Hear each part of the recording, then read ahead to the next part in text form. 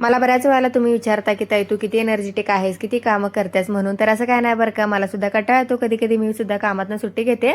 आज सुद्धा तुम्हाला मी एकदम हेल्दी आणि छान दिसत असेल, पण आज माझं तब्येत थोडं बरं नाही. आता कामं करायचं म्हटल्यानंतर एनर्जी तर पाहिजे, त्यासाठीच मी घेतलं माझं एनर्जी ड्रिंक म्हणजे चहा. आणि आज मी नाश्त्यामध्ये बनवणार होते पोहे, त्यासाठीच मी कढीपत्ता घेण्यासाठी आले होते. आता कुठं आमचं झाड छान यायला लागले, त्यामुळे त्याची 2 काडी घेतलं. तोपर्यंत रोहिणी यानं सगळं ते तयारी करून ठेवलेली, म्हणजे कांदा टोमॅटो मिरची वगैरे चिरून. मग मी लगेचच पोहे बनवून घेतलं आणि आवी अजिबात जेवण झालं, त्यामुळे समोर भरून त्याला हे सगळं खायला लावलं.